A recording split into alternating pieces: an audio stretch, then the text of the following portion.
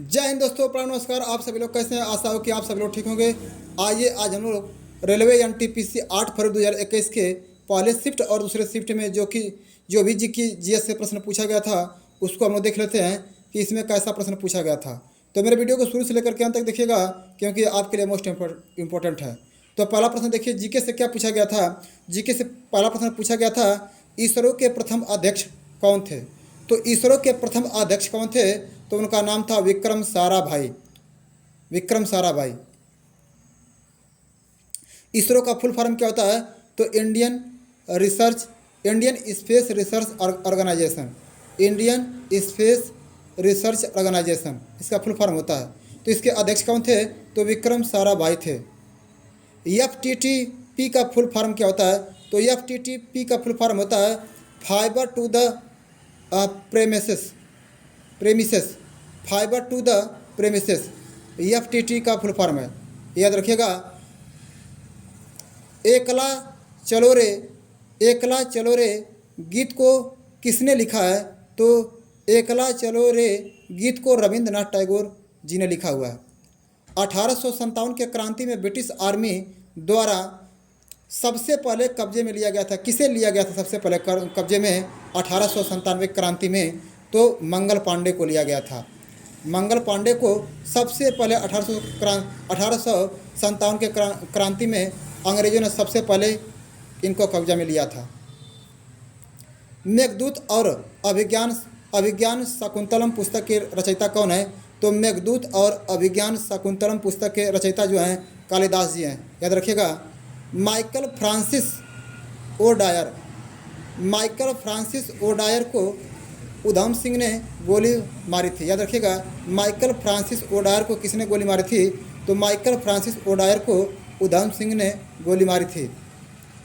भूटिया जनजाति का संबंध किस राज्य से है? तो भूटिया जनजाति का संबंध उत्तराखंड राज्य से संबंधित है। आम का वैज्ञानिक नाम क्या है? तो आम का वैज्ञानिक नाम है मैग्नीफेरा इंडिका। आम का वैज्ञानिक नाम क्या होता है? तो मैग्नीफेरा इंडिका। 100 दिनों का रोजगार स्कीम के तहत दिया जाता है। तो 100 दिनों का रोजगार मनरेगा स्कीम के तहत दिया जाता है। मनरेगा कितने दिन का होता है भाई? 100 दिन का होता है।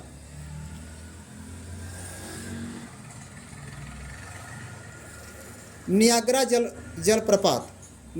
जलप्रपात यूएसए और कनाडा देश की सीमा पर स्थित है। नियाग्रा जलप्रपात किन दो देशों के सीमा के बीच में स्थित है? तो यूएसए संयुक्त राज्य अमेरिका और कनाडा देश के सीमा के बीच में स्थित है, याद रखिएगा। केंद्र और राज्य के बीच विधायी शक्तियों का वितरण कौन से अनुसूची में है? तो 7वीं अनुसूची में, याद रखिएगा। और केंद्र और राज्यों के बीच विधायी शक्तियों का विवरण 7वीं अनुसूची में है। इसमें 3 सूचियाँ बटी हुई हैं, राज्य सूची, संघ सूची और समवर्ती सूची। तीनों सूचियाँ जो हैं केंद्र स्तर, राज्य स्तर और दोनों स्तर काम करती हैं समवर्ती सूची पर। संसद का उच्च सदन होता है, तो संसद का उच्च सदन क्या है? राज्यसभा। और संसद का निम्न सदन कौन सा है? तो लोकसभा।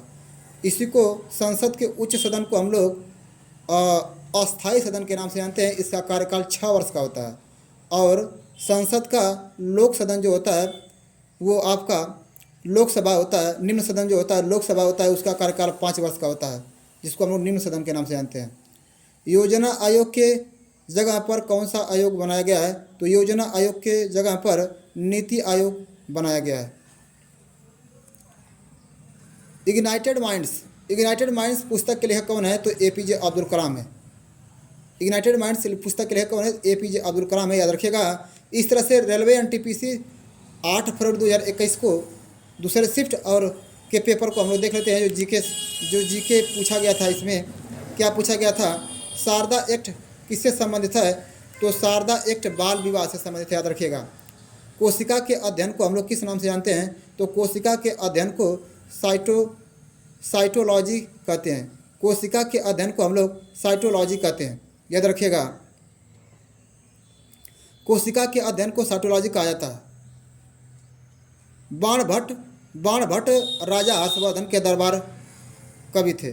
बाणभट्ट राजा हर्षवर्धन के दरबार के कवि थे। तो बाणभट्ट किसके दरबार के कवि थे? तो याद रखिएगा, बाणभट्ट हर्षवर्धन के दरबार के कवि थे। बल का एसआई मात्रक क्या है? तो बल का एसआई मात्रक न्यूटन होता है, इसको याद रखिएगा। द्विनाम पद्धति के जनक कौन है? तो द्विनाम पद्धति के जनक हैं कैरोलस लिनियस हैं। द्विनाम पद्धति के जनक कौन है? तो द्विनाम पद्धति के जनक हैं कैरोलस लिनियस हैं। विश्व में अभ्रक उत्पादन में अग्रणी देश है। विश्व में अभ्रक उत्पादन में अग्रणी देश आपका कौन सा है? तो चीन है। रेड पांडा विंटर उत्सव, रेड पांडा विंटर उत्सव सिक्किम में मनाया जाता है, याद रखिएगा। रेड पांडा विंटर उत्सव कौन से राज्य में मनाया जाता है? तो सिक्किम राज्य में मनाया जाता है। भेल का फुल फॉर्म क्या है? तो भेल का फुल फॉर्म होता है भारत हाईवे इलेक्ट्रॉनिक लिमिटेड है। न्यायिक समीक्षा की शक्ति को कौन से अनुच्छेद में कर दिया गया है? तो न्यायिक समीक्षा की शक्ति को अनुच्छेद 32 और अनुच्छेद 226 में वर्णित किया गया है, याद रखिएगा। न्यायिक समीक्षा की शक्ति को अनुच्छेद 32 और अनुच्छेद 226 में वर्णित किया गया है।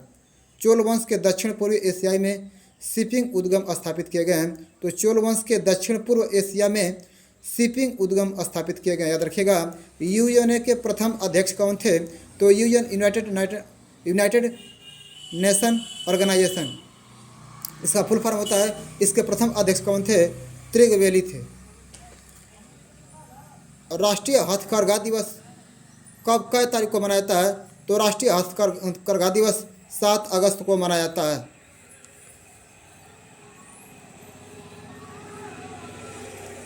SMPS का फुल फॉर्म क्या है?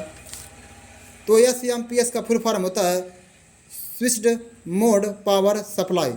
Switched mode power supply. E बराबर MC स्क्वायर सूत्र किसने दिया था? तो E बराबर MC स्क्वायर सूत्र अल्बर्ट आइंस्टीन ने दिया था, याद रखिएगा। भारत की पहली स्वदेशी निर्मित नाभिकीय हथियार, भारत की पहली स्वदेशी निर्मित नाभिकीय हथियार सुसज्जित पनडुब्बी INS अरिहंत है। उस पनडुब्बी का नाम क्या है? INS अरिहंत है। संयुक्त राष्ट्र संघ के 6 प्रमुख अंग हैं। संयुक्त राष्ट्र के कितने अंग हैं? तो संयुक्त राज्य के 6 प्रमुख अंग हैं, याद रखिएगा।